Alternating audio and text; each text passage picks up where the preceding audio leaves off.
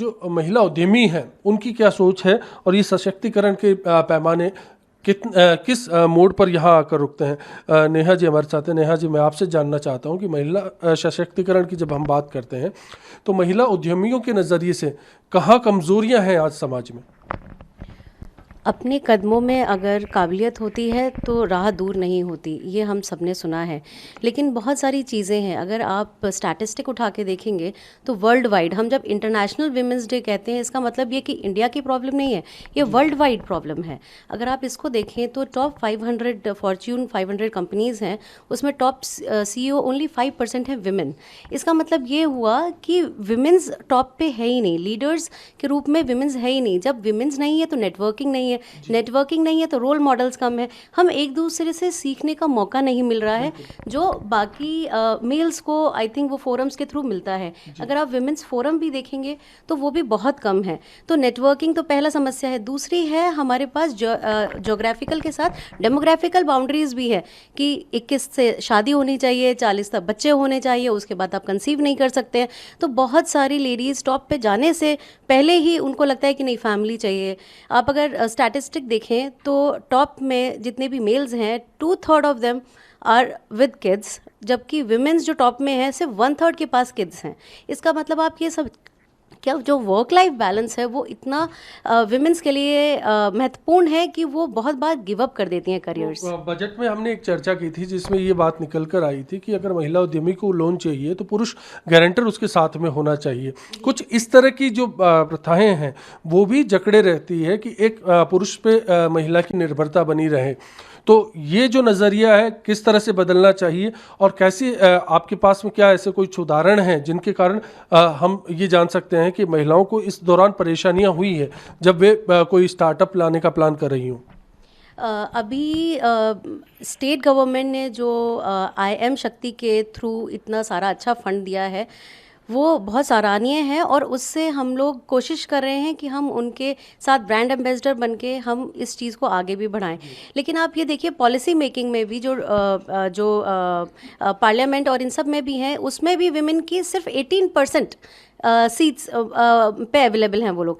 तो जब माइंडसेट जो क्रिएट कर रहा है वही मेंस का है, तो विमेंस को ऑफ कोर्स जब तक वो बराबरी पे, तब पॉलिसी मेकिंग में भी तब तक नहीं आ सकते जब वो वहाँ पर भी बराबरी में है। तो ये सब चीज़ें मेंस डोमिनेटिंग माइंडसेट से की जाती हैं, तो उसी तरह से होती हैं। कोई भी लोन लेंगे उसमें एक हस्बैंड का होना ज़रूरी है, तो इन सब पे भी धीरे धीरे प्रोग्रेस होगा, ऐसा नहीं है। लेकिन हम सोचे कि रातों रात चीज़ें चेंज हो जाएं, तो सबसे पहले जो हम वर्क कर सकते हैं वो खुद के विमेन माइंडसेट पे कर सकते हैं। हम अपनी खुद की फैमिलीज़, अपने बच्चे, उनको समझा सकते हैं। जैसे इंदिरा नूई का एग्जाम्पल है, उनकी जो मदर थी वो दिन में तो उनको ये कहती थी कि आप कॉपरेट कैसे करोगे, आपको एक अच्छा हस्बैंड चाहिए, बच्चे चाहिए, और शाम को उनको सीट पे बिठा के बोलती थी डिनर टेबल पे कि आप बताइए, आप अगर प्रेसिडेंट बनेंगे अमेरिका के तो आप अपनी स्पीच दीजिए, और फिर वो वोट करती थी कि हाँ किस बच्चे ने ज़्यादा की। तो एक ही मदर अपने ही बच्चों को दो तरीके से, एक ही लड़की को दो तरीके से सिखाती है।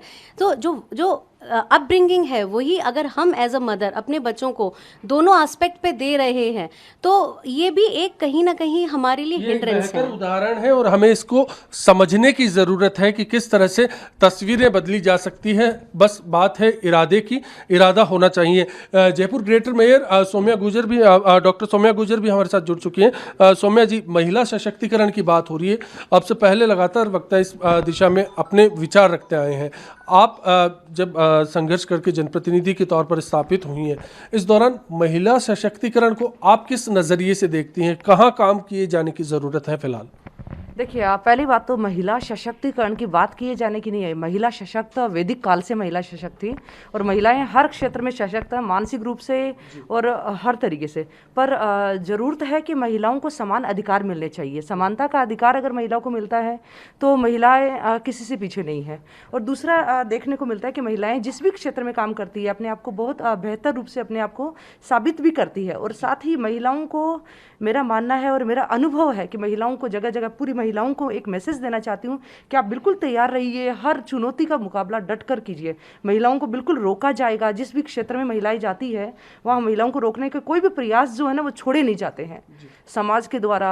जो कुरीतियाँ हैं महिलाओं के खिलाफ, तो वो सब चीज़ों से महिलाओं को जकड़ा जाता है। महिलाओं को उन सब चीज़ों से आगे बढ़कर पूर्ण दृढ़ निश्चय के साथ में उनको आगे बढ़ना चाहिए। चुनौतियां जिनकी बात की जा रही हैं कि रोका जा रहा है, किस तरह से रोका जा रहा है और इसकी काट कहाँ से निकाली जा सकती है? एक महिला के नज़रिए से आप क्या मानती है? महिलाओं को साथ होना चाहिए, पुरुषों की बराबर भागीदारी होनी चाहिए, शिक्षा के स्तर में सुधार होने चाहिए, या फिर बुनियाद किस तरह से मजबूत बनाई जाए? क्योंकि परवरिश करने वाली माँ है, महिला है, घर में सगे संबंधियों में महिला है, समाज का आधा हिस्सा महिला है, लेकिन उसके बावजूद बार बार कहा जाता है कि महिला पिछड़ रही है। बिल्कुल, मेरा मानना है कि महिला जो है वो पिछड़ने का कारण सिर्फ समान अधिकार है और समानता का अधिकार नहीं मिलना है। जिस भी क्षेत्र में जाती है, रोकने का तात्पर्य ये है कि ये पुरुष प्रधान समाज जो है वो जगह जगह ये चाहता है, उनको कहीं ना कहीं डर है कि अगर महिला आगे बढ़ जाएगी तो हमारा क्या होगा, हमारा वर्चस्व का क्या होगा। तो वो एक संघर्ष जैसा है। तो महिला को इस संघर्ष से उठने के लिए महिलाओं को अपने आप को अपलिफ्टमेंट की ज़रूरत है और महिला का साथ दे और उनको अच्छे से उन चीज़ों को समझे और आगे बढ़ाए। जी, तो एक बात और निकल कर आ रही है, कहा जा रहा है कि पुरुष जो प्रधान समाज है कहीं ना कहीं उसे अपनी जड़ें जो हिलने का डर है और उसी कारण से यह है कि महिलाओं को लगातार बेड़ियों में जकड़ के रखा जाता है, उसे आगे बढ़ने का मौका नहीं दिया जाता। कितना जो ये रूढ़ियाँ हैं कितनी हावी है आज समाज पर, और ऐसे में निर्भय की जब बात होती है, निर्भया की जब बात होती है, तो भय कहाँ से निकाला जाए, कैसे निकाला जाए और उसके लिए शुरुआत कहाँ से होनी चाहिए? लाडकुमारी जी को ऐसा कोई उदाहरण मैं जानना चाहूँगा, जैसे कि इंदिरा नूरी का उदाहरण दिया, आपके कार्यकाल के दौरान आपने देखा हो कि कहीं इस तरह की जकड़नों की बात आई हो और आपने किस तरह से उस लड़ाई को लड़ा, क्योंकि ये एक मिसाल के तौर पर हमारे दर्शक भी समझ पाएंगे। हमारे राजस्थान के महिला आंदोलन से जुड़ी हुई बहुत सारी महिलाएं, एक ये बैठी है, सुमन जी यहाँ बैठी है, और पहली बात तो आज की आपके कार्यक्रम में वो सब अपने संघर्ष के साथ निकल कर के आई है और इंडिपेंडेंटली वो अपना अपना काम करे, चाहे राजनीति के क्षेत्र में या इंडस्ट्री के क्षेत्र में, बिजनेस में या दूसरे क्षेत्र में, ये इधर बैठी, तो सबको संघर्ष करके आगे आना पड़ा। और ये बात सही कही है उन्होंने, शोभा जी ने, कि आप मतलब हम भी नहीं चाहते कि हमें कोई हथेली में परोस को दे, हम अपने वजूद को बनाए रखना चाहते हैं। अब इसमें चाहे वो चाइल्ड मैरिज, जो बहुत सारी ऐसी महिलाएं हैं जिन्होंने अपने विकल्प में, हमारे उषा काम कर रही है विकल्प संस्था में, उसने खुद ने सबसे पहले अपने चाइल्ड मैरिज का विरोध किया था। बहुत सारी, हम रुआ से हूँ मैं, और रुआ में हम शॉर्ट स्टे होम अल्पावास गृह चलाते हैं।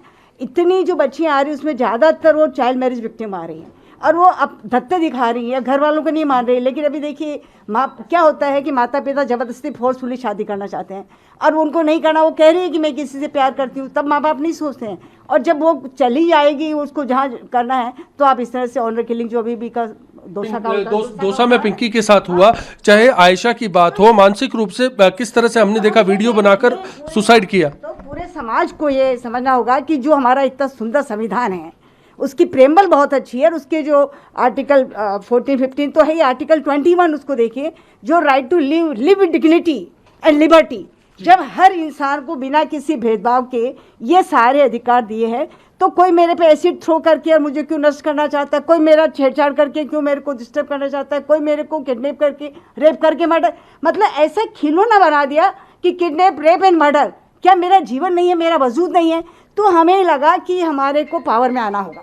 अच्छा है कि कुछ बहनें पावर में आई है, सत्ता में आई, कोई एजुकेशन में कोई है। 30 साल से 33% रिजर्वेशन का बिल पड़ा हुआ और फुल मेजोरिटी में भी सरकारें हो गई पिछले 5-6 साल, उसके बावजूद भी वो भी बिल नहीं निकल रहा है। इवन जो अच्छे कानून थे 37 नई गवर्नमेंट ने जो रिपील किए पार्लियामेंट में, और उसमें से वो महिलाओं से संबंधित जो कानून है उनको वापस उन्होंने पुरानी जगह पर आ गए।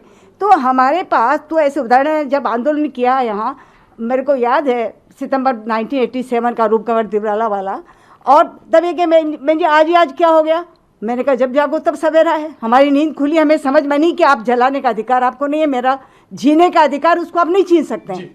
तो ये हर व्यक्ति को, महिलाएं जानती है कि एक सवाल है, आपने कहा एक तरफ हम राजनीतिक इच्छा शक्ति की बात करते हैं कि रिजर्वेशन रोका गया है, 33% रिजर्वेशन मांग रही है देश की आधी आबादी, क्या वजह है कि इस आधी आबादी को लगातार दरकिनार किया जा रहा है, उसकी आवाज़ को नहीं सुना जाता?